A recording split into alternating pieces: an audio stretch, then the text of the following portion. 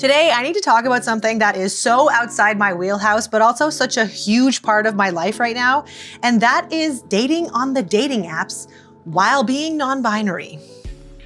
Hi, I'm Renee, and I'm a gender-affirming voice teacher, and I'm non-binary, and I'm also single. I have been single since the end of 2021, and I only really started dating a couple of months ago.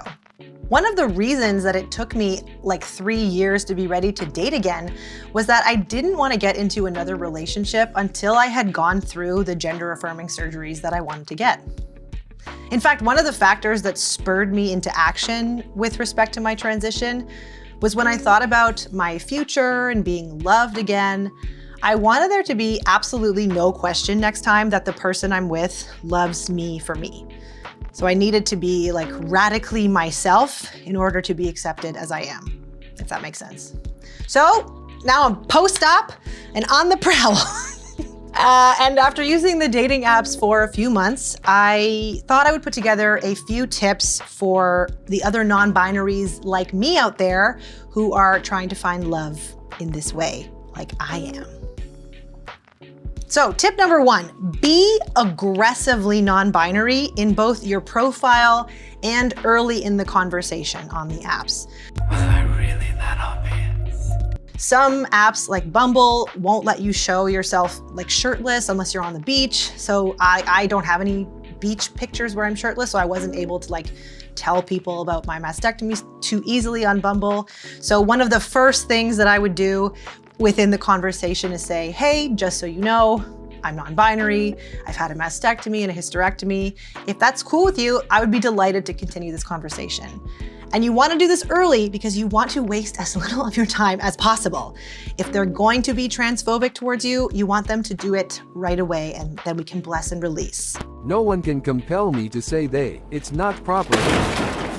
Tip number 2, decide before you start dating how comfortable you are educating someone about being non-binary if they've never heard of that before.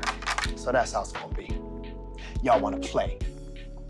I personally don't really mind that much. I've met a lot of like really open-minded people who just like by circumstance had never met a non-binary person, or maybe they'd heard of it, but they don't know much about it.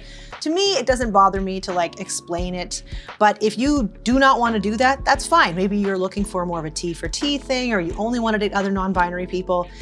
That's fine, but it's important to make that decision early so you don't just like get frustrated when people say things like, oh, I've never heard of that. What is that? And then you're like, can I Google this for you.com? Like decide early if it matters to you. That's all. Tip number 3, decide early how comfortable you are dating someone whose orientation precludes your gender. So what I mean by that is I look like a woman, I get treated like a woman, so I have to decide if I'm comfortable dating men who are straight and women who are lesbians, right? Because their sexual orientation is towards women, and I'm not a woman. I'm not a girl. Not a girl. I'm not a girl. So am I comfortable dating straight men and lesbian women? Me, yes, because I really don't think that people's orientation has anything to do with me personally. But some people, that's like a total non-starter. So decide in advance if you only want to date bi and pan people or whatever the case may be. If that's important to you, let it be known.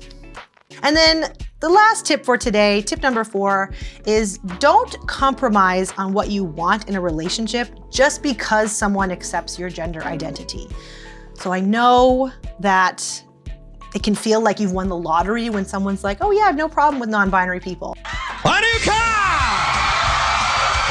But they want kids and you don't want kids. But they stay up super late and get up super late and you're a morning person. Like, do not compromise on the things that matter to you in a relationship just because someone is fine with your gender identity. That's the floor. What is that game you played, Limbo? Limbo? Yeah, they're playing Limbo with the bar in hell. They're playing Limbo with the bar in hell. Yeah. Okay? That's the bare minimum.